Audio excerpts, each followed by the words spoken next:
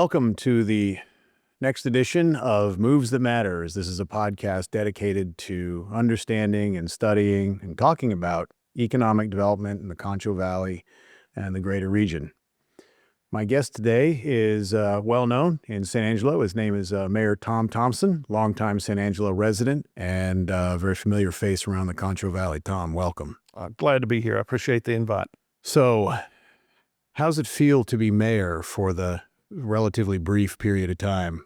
We're 6 months in, right at it. There's a lot of things you learn in the process, a lot of things you want to go and you want to help everybody. You now get to the point where you've made your initial introductions and hello, and you've met people. It's the point now that we sit down and plan for strategy.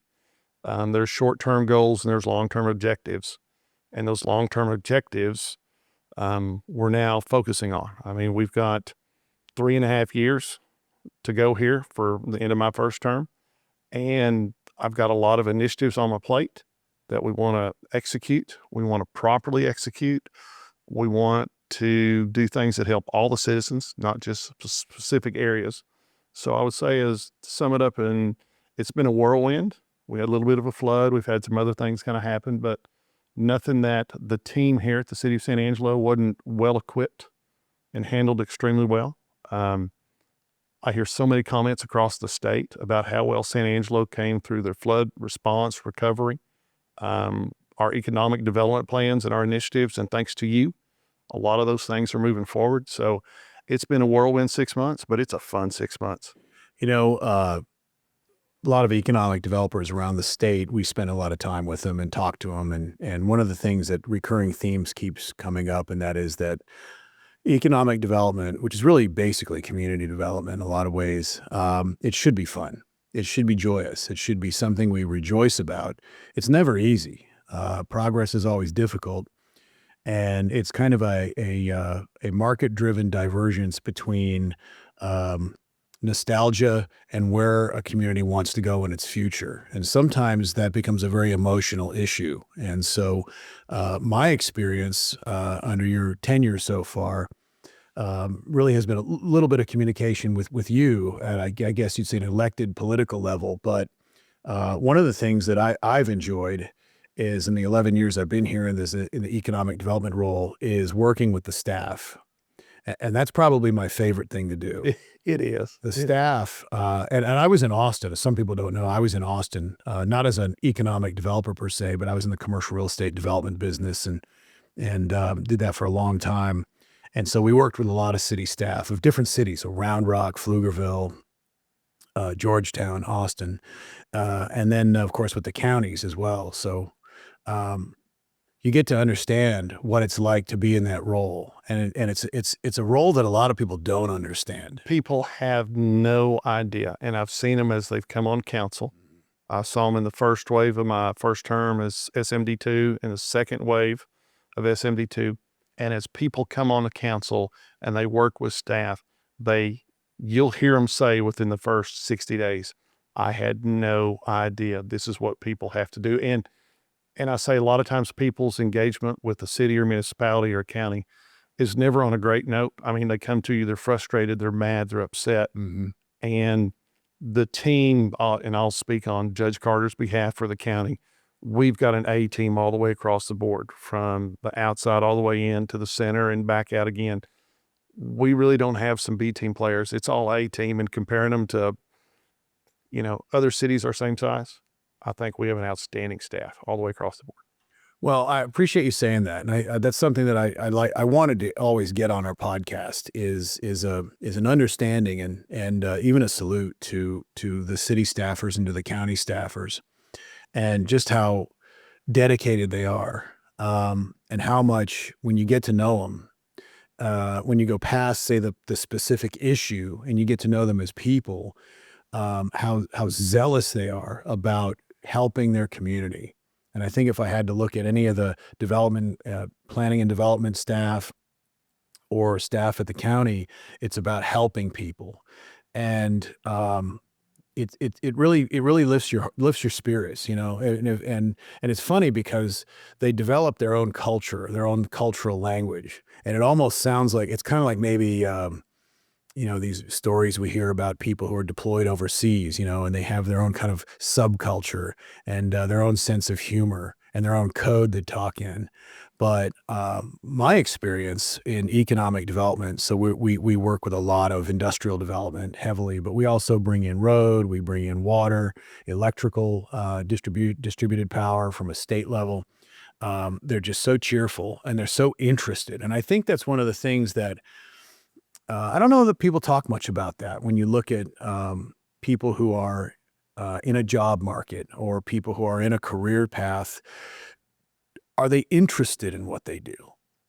You know what I mean? Oh, They yeah. might say, "Sure, I'm very interested in what I do." Well, are you? And that's fine. You may have your own reasons for it, but what I found is that the staffers at the city and at the county are very interested in what they do, and that's why I think so many of them have been there for so long. It's not that they just can't find something else, is that they can't leave it because they find what they do so interesting. I think we've got to go back to HR and ask, but I think over 25% of the majority of the lot of the city staff is eligible for retirement. How many? I think about Approximate? 25% of at least I know all the directors and assistant directors. I don't know how far that goes down, but you know, our public information group does a wonderful job of saying, hey, this person's been here. We're having a party for him 25, 26 years. You look at it and you go talk to them. So what have you seen in 25, 26 years? And they just kind of, you know, they'll just, if you only knew. But these are people that, if you think about it, usually people's engagement with municipality is usually in their darkest hour, unless they're on the economic development part, and they work wonders. A lot of people know I used to work for Stock Show and Rodeo, and you talk about that informal language, and you have your own communication. I remember one of the last few rodeo production meetings we had before I resigned. Um, it was a very complicated event, and all these people were talking and giving all these different directions. And the communication within the room of these guys that have worked together for 10, 15 years, you just look at somebody and say, yeah, and say, you would look at Martin, I would look at Bart, I'd look at Collins, I look at all these different people, and these are names of guys that are volunteers. Sure. Well, no. Finally somebody said, are y'all even listening? I'm like, we've got everything you've got down. Well, we don't it's have almost to- like a different dialect. It is. And we've got this communication. And when you engage with staff and you engage, you know, you and I have our own different communication language. We sit in a room with people. We know by head nod or something that these are things we're picking up on. And there's a language, and it cultivates as over time as you develop and work with your staff, you work with your friends. And I heard a gentleman say one time, he said, beware of the group that's doing a good job and they're having a really good time kicking your butt. And if somebody's having a great time and having lots of fun and doing their job at the same time, it's hard to stop somebody like that. Very successful, very driven. They execute. Those are the people that are closers and winners.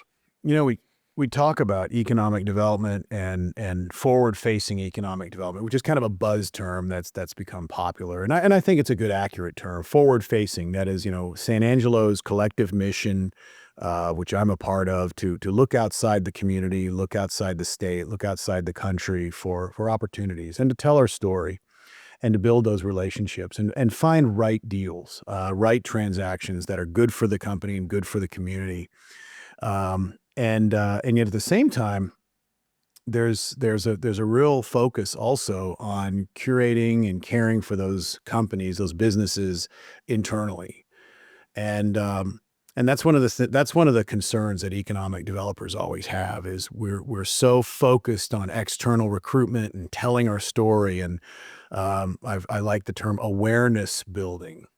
And I think there's a great importance in that. But at the same time, focusing on those core businesses and even those new businesses that are young or entrepreneurial, that really are the core and the soul of San Angelo. Oh, that's BREP. I mean, you're talking about business. So what does that mean? Business Retention programs that we have here. And I'll let you define it more specifically, but in my mind, it's the business that's here. They've been here.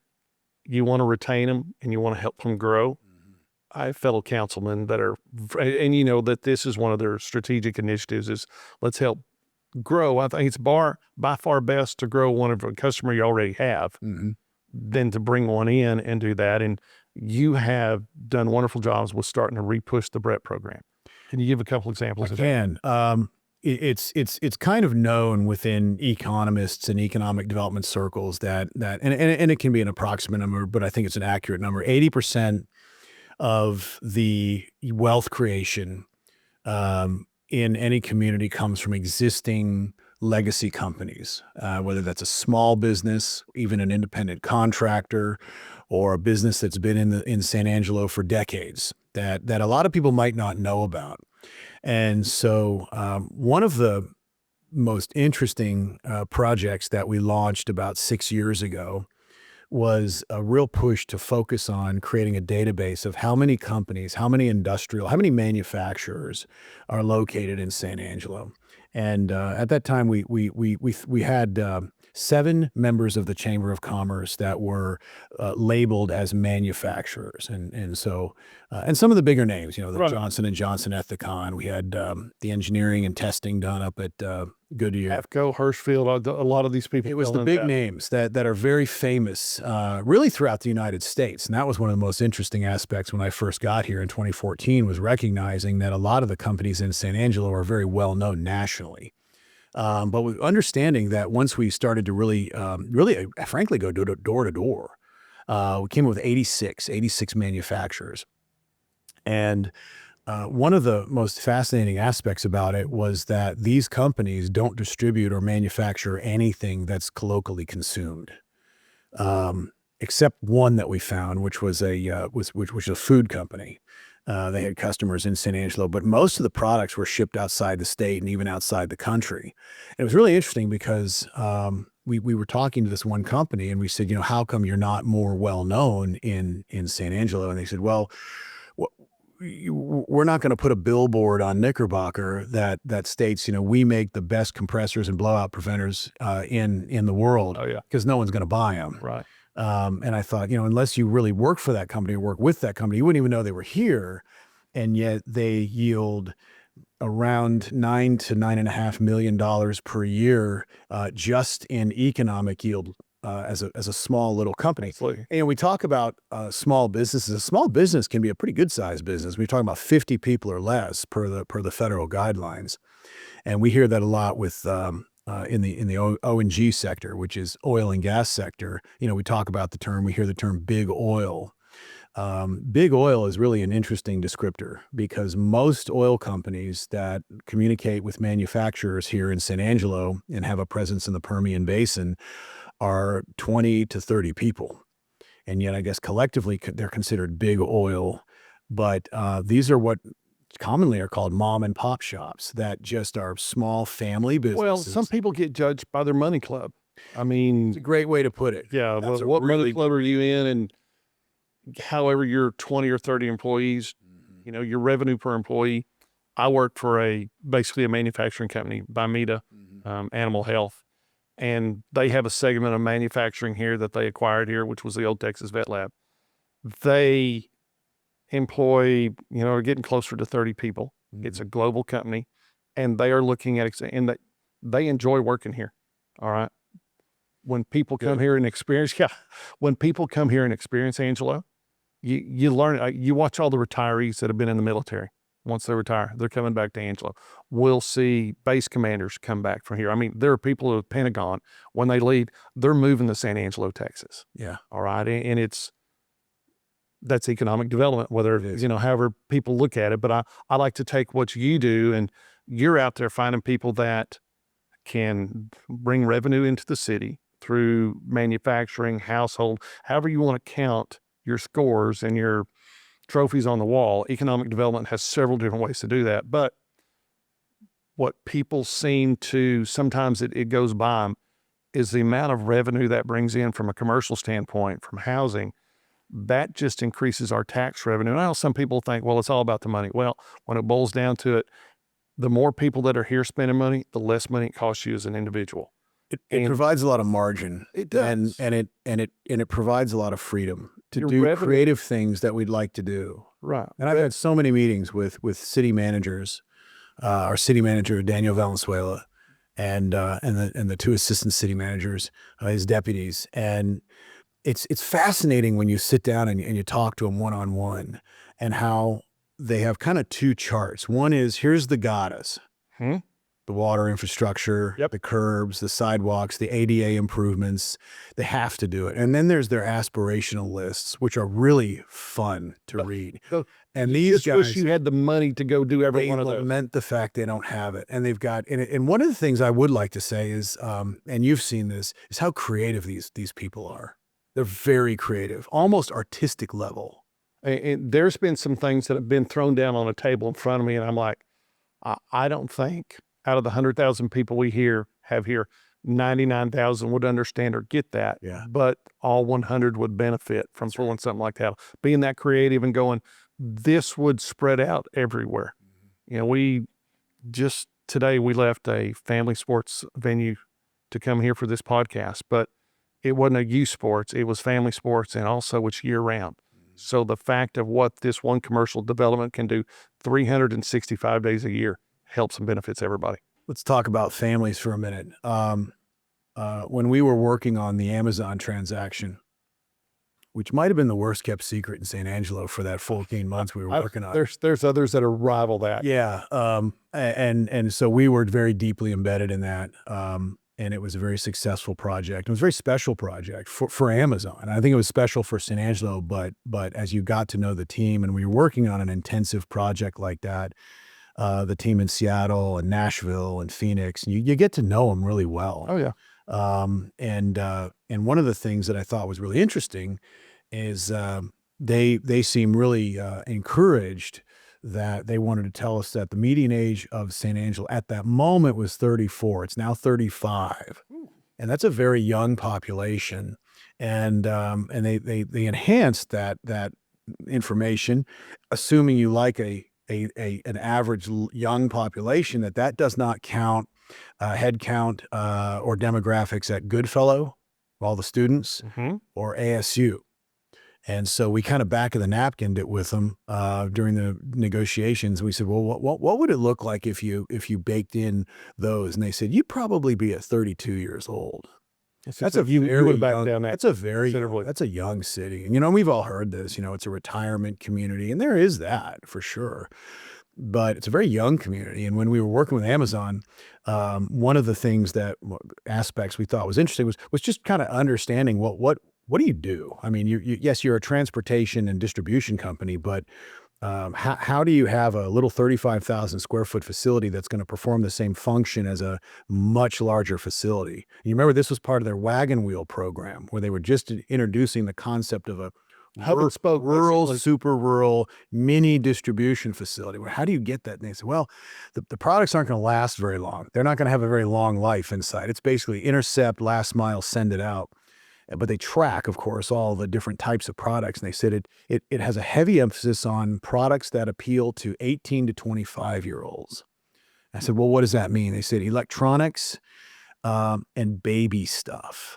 Now, it's not all that they carry, of course, but I thought that was really an interesting, especially if interesting fact. If you look at that pie, everybody that's ordered from Amazon probably touches well into 90% of the people in the county. Probably. Right. And for that focus, for them to be able to go in and just pull out the specifics and go 18 to 34 in this area, electronics and, baby supply. I mean, to me, the way those people do data, track data, last mile deliveries, as you were bringing this thing forward, you got it here. I mean, it's long after the days of Michael Looney in 60, 70 years, somebody's going to point at Amazon warehouse and say, Looney picked that one up in a conversation and brought it here. And that's a major score, but you knew how to present what we had. Yeah. This is what we have. And you got them to the table. We did the engagement, the marriage, and they have built their Amazon family over there.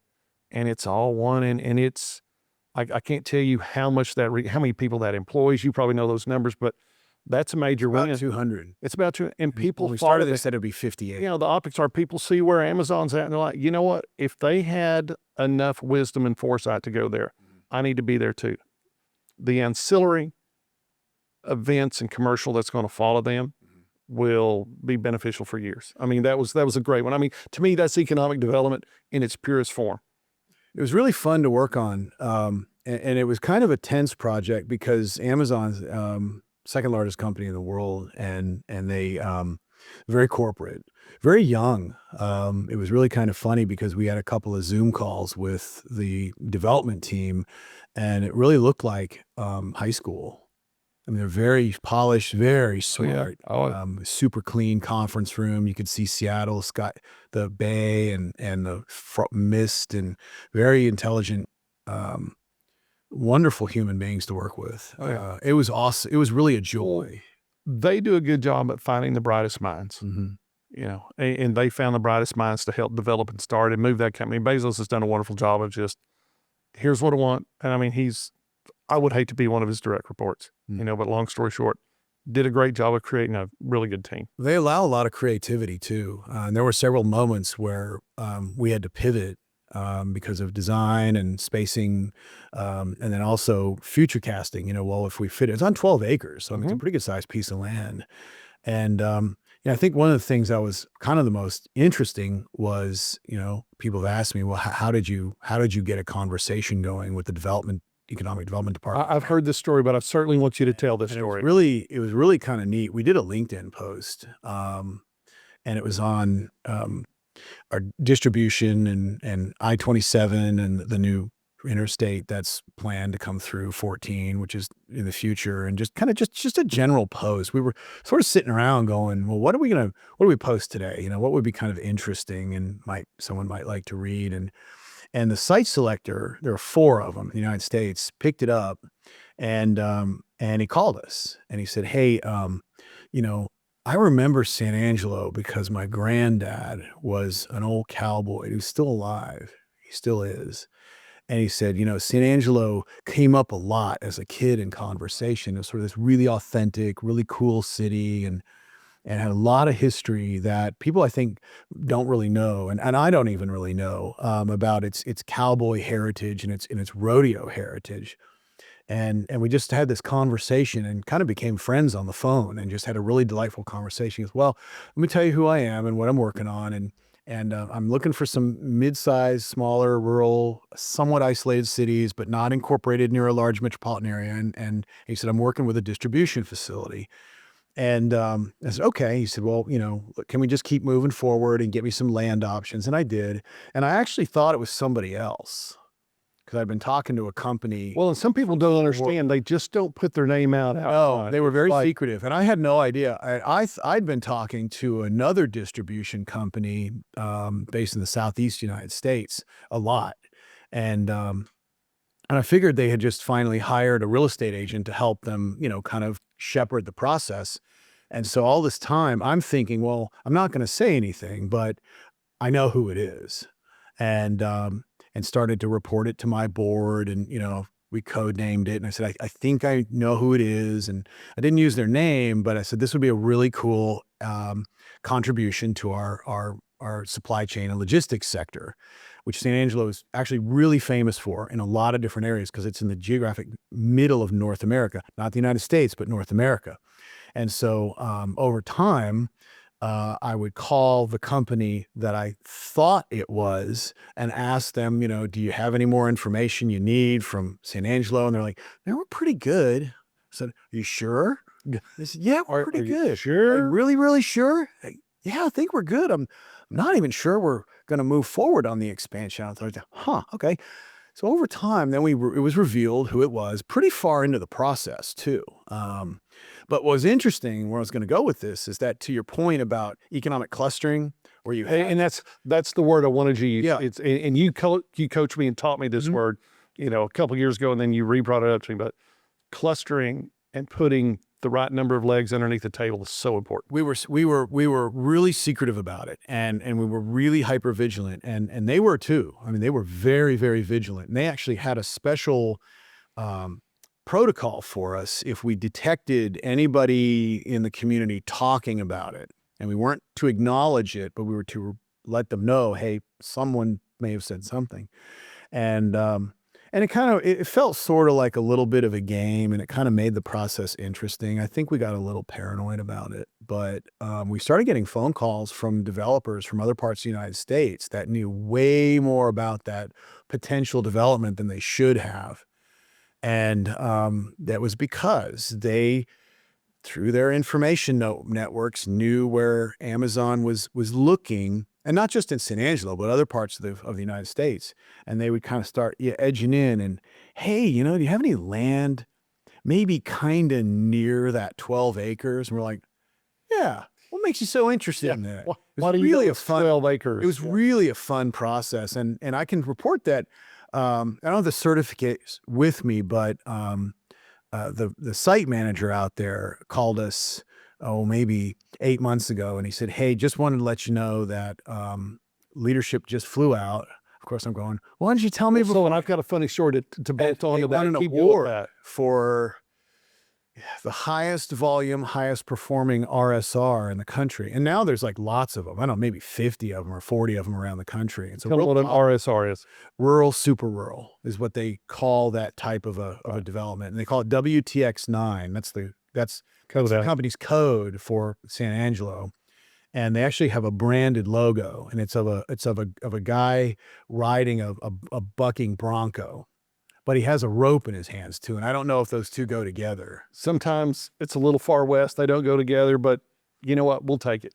Well, that was a fun project, and we really made a good impression with Amazon. And they're actually a really fun company to deal with. They're fun, but I tell you, you never know what's going to happen. Mm-hmm. I have been fortunate, and I love to travel, and I've got over 2 million miles on American Airlines in and out of San Angelo, transverse and all across the U.S., where I've been fortunate enough to work for years. But when you come back and you're riding an airplane, part of it is just profiling people. Mm-hmm. All right. I'd just sit there and I start with somebody's shoes. I look at their shoes and, okay, here, and I know it sounds odd, but you look, well, then you see backpacks.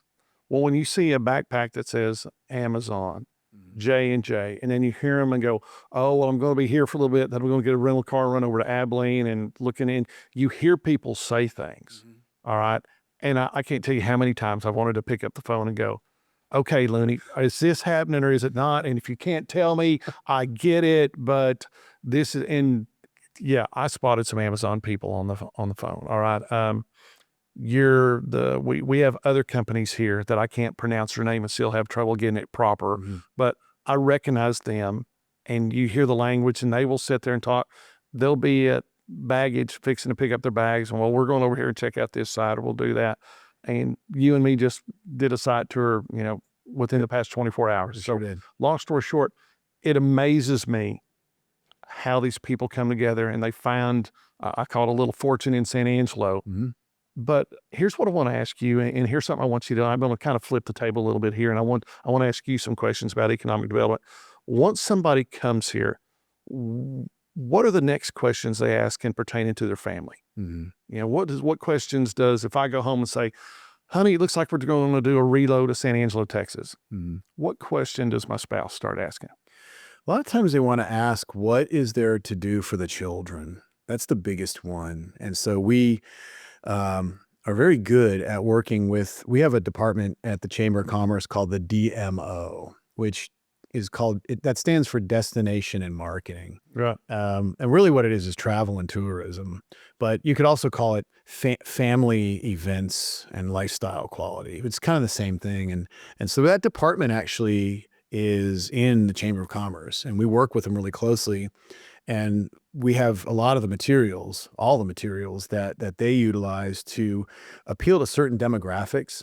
So if somebody's really into like reenacting historic, living history, they know how to vector that information to that demographic, or if it's children, or if it's people who have been relocated from, Maxwell Air Force Base to San Angelo, and they know how to focus on, well, do you have teenagers or do you have toddlers? And here's the spread of things to do. Here's how you blend in. And I think the schools, the private schools, the public schools, and just the things to I think that one's huge. I think really, really big. We answer a lot of questions about that too. So how big a thing do you think the bond played into that? Does that give you ammunition? Yes, it does. In fact, And I don't mean that in a bad way. I mean that in a good way. No, we actually had two companies that one landed, one still we're working with them, that actually identified knowledge of the upcoming vote on the ISD, and they said the vote direction will influence corporate's decision to go or no go on San Angelo.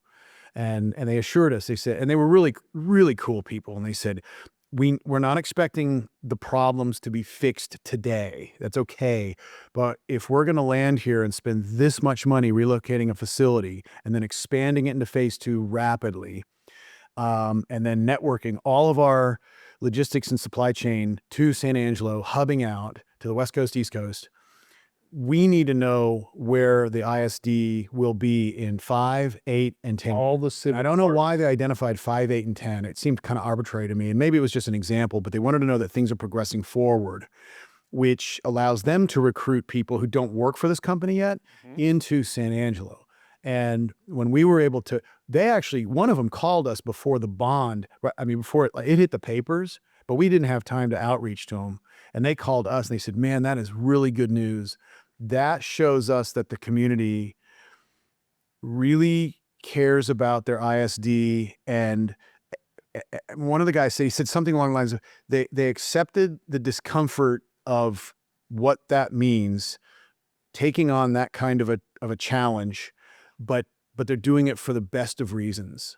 And that was awesome. Well, it shows commitment. So yes, that's what I'm trying to get to. If I was going to ask you, and I was going to come here and say, okay, Sir Michael, what are if I'm looking at a piece of pie, tell me all the slices here. And you would start with, where you could start and work your way around the circle. You could start with Goodfellow. Mm. You could start with Shannon as far as a regional healthcare provider. You could go with ASU and say, oh, by the way, we've got a gym over here that's one of the premier and, flight schools, cybersecurity. It amazes me, and I'm glad to be an Angelo State graduate. I mean, Ram fan for life. But you start working around, you look at the school has just invested $400 million into catching up and making itself better. The city has had a small bond come through to renovate for entertainment. River Stage. Does that give you enough pieces to the pie? It does. All right. It really does. I get asked that a lot by city council members and county commissioners. And I think that's one thing that I find really needs to be told is how conscientious the elected leadership are, in that I get asked this frequently, do you have the tools? Can you tell the story the way you want to tell it? Do you have the tools? And the answer is yes. And privately, I would tell them, if I didn't, I'd tell you where where the opportunities are for improvement. But I really do. And you're right. You mentioned some really awesome and very useful anchors of our community. And that makes a huge difference. And that's the best word you could ever describe what I threw out there. Those are anchors. They are. They're not going away. And they're cultural anchors, but they're also economic anchors. And in fact, you may have noticed that I brought somebody to our walkthrough with this company yesterday who was steeped in the agricultural sector, because I wasn't sure what kind of ag questions we would be asked by that gentleman that we were with.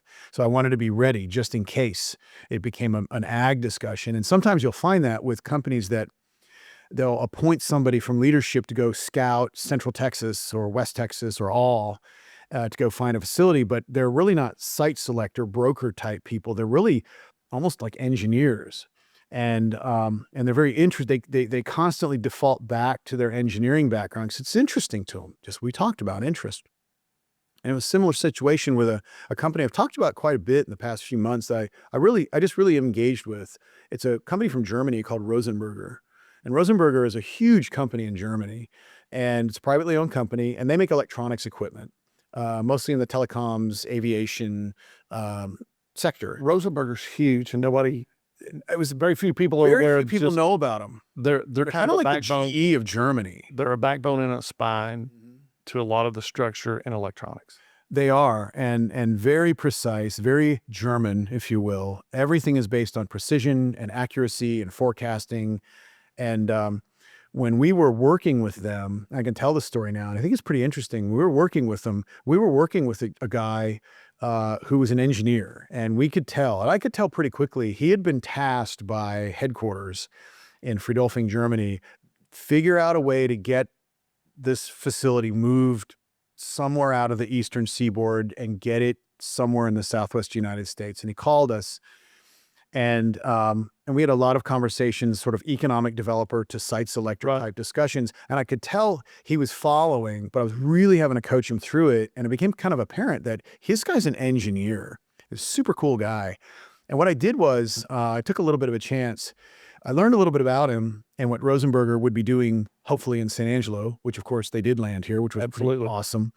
And I put him in touch with Dr. David Bixler at Angelo State University, who is a gem.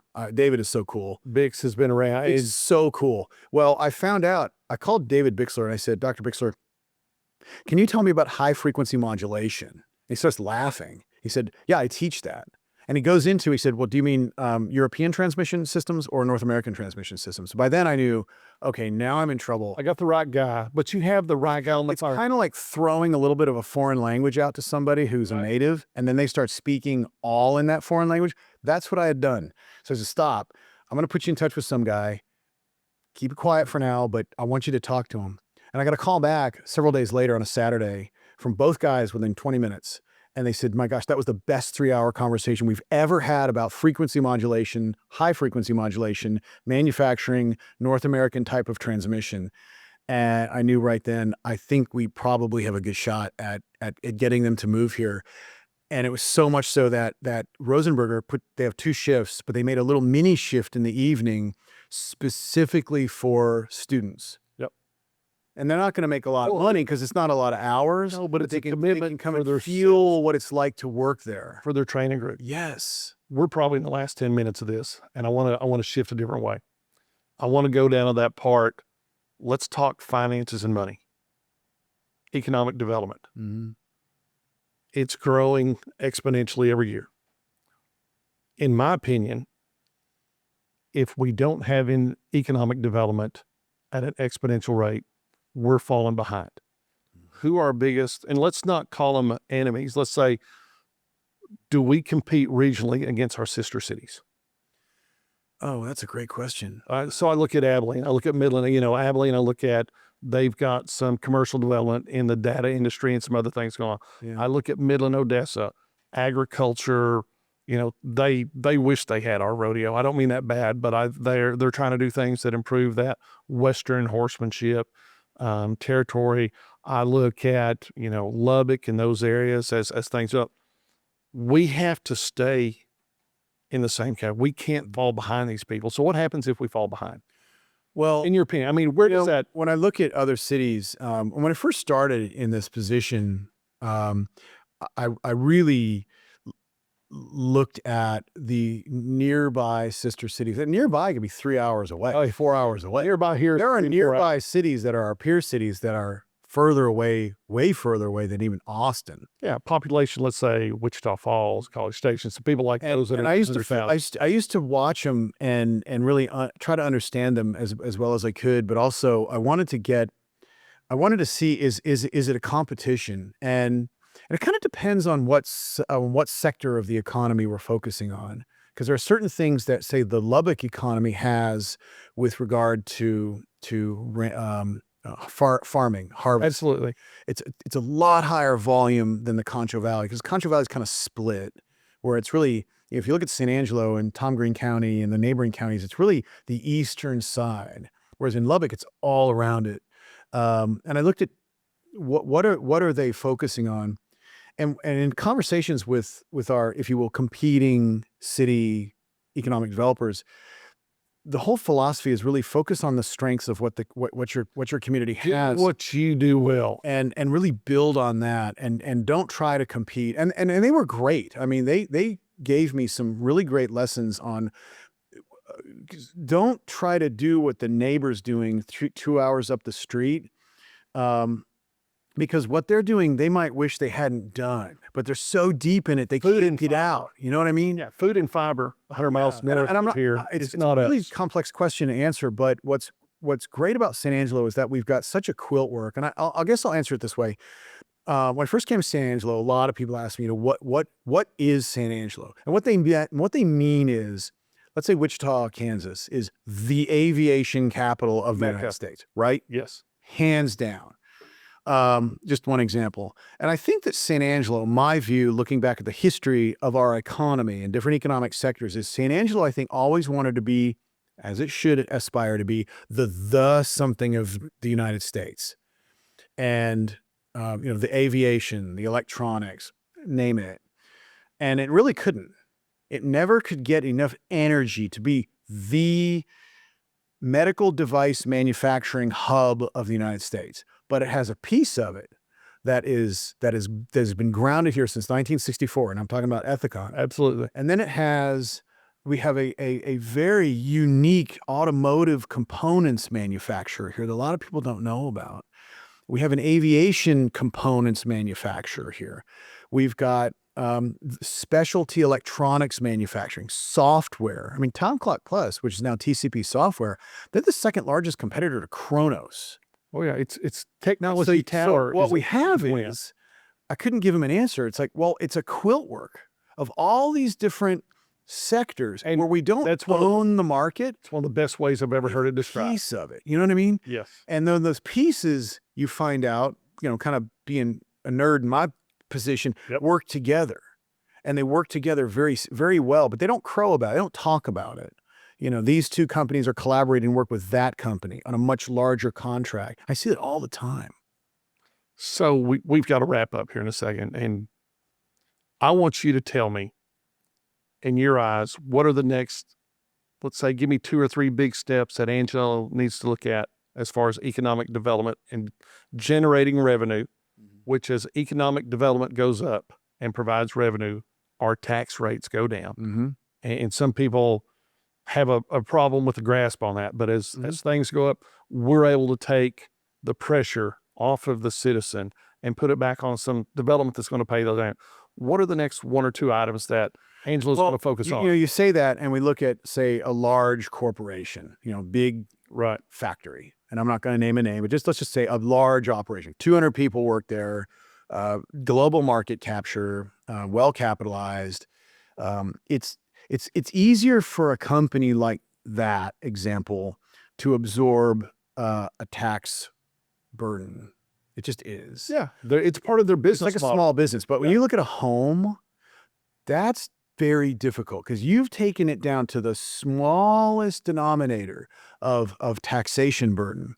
And so spreading it out to an industrial base, it makes it it makes it easier for people to thrive in their homes and not have to use their home essentially as a tax yield device. You want a tax base that's broad.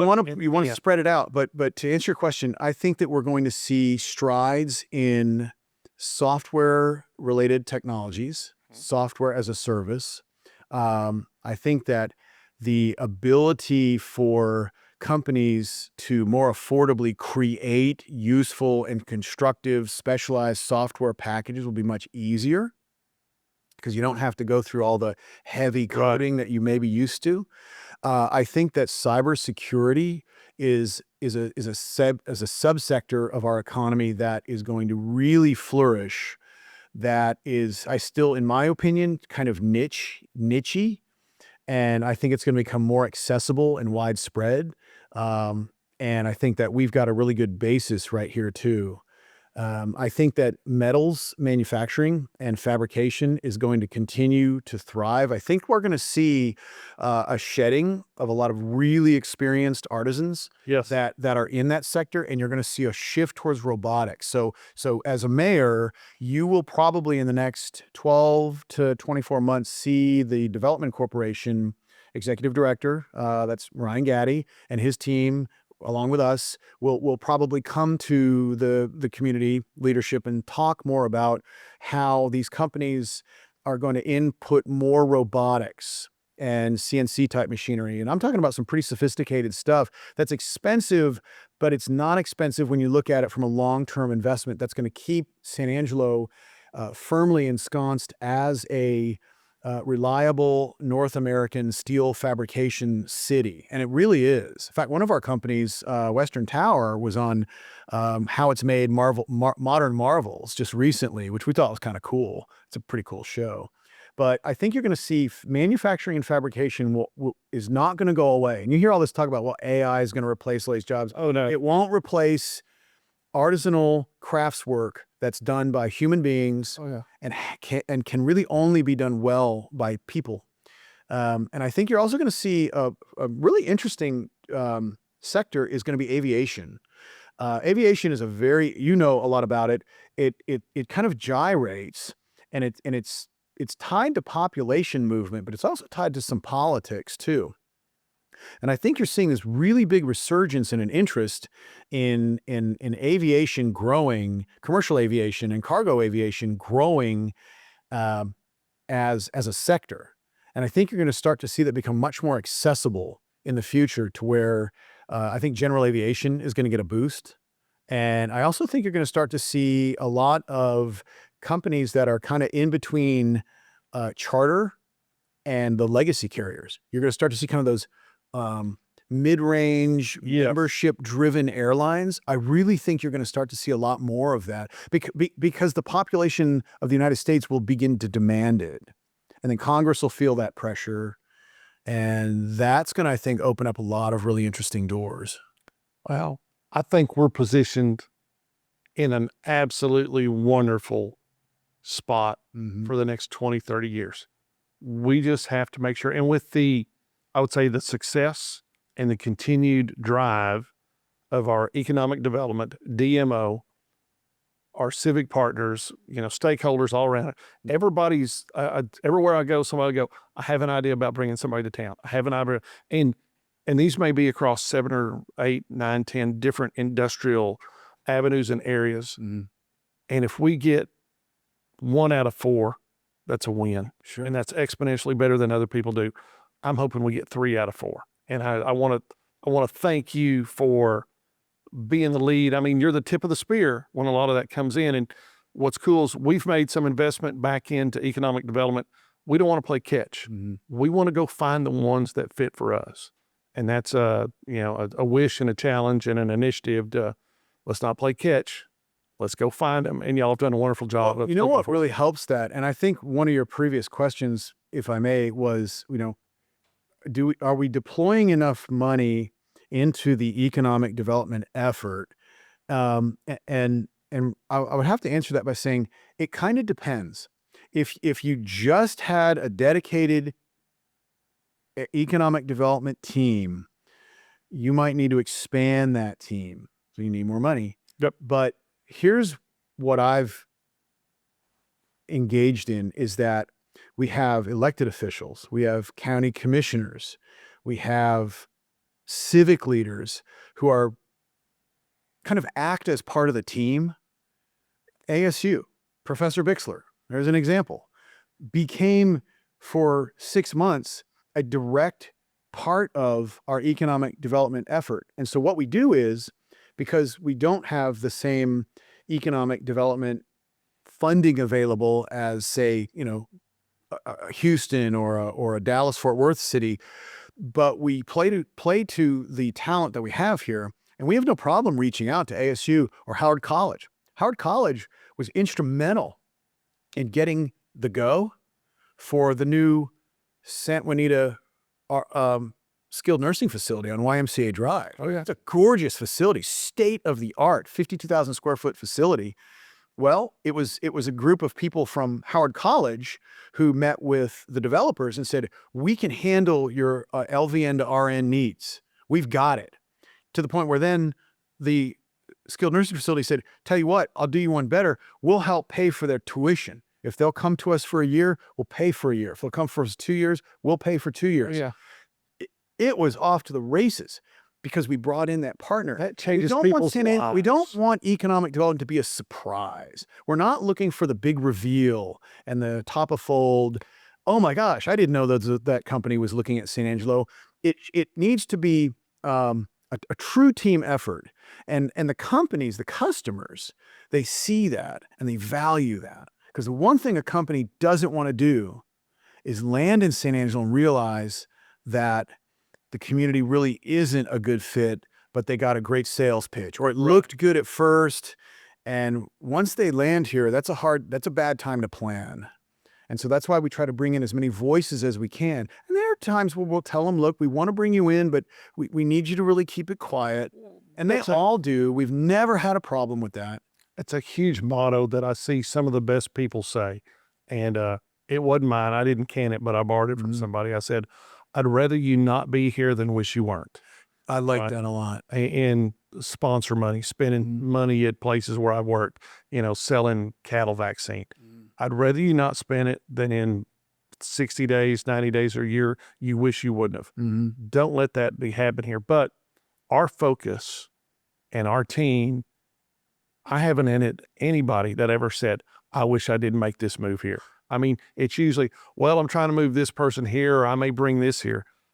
I never hear that. All right. And I think that speaks volumes in the world of economic development about, if anybody's watching, when they get there, we go way beyond, what's needed.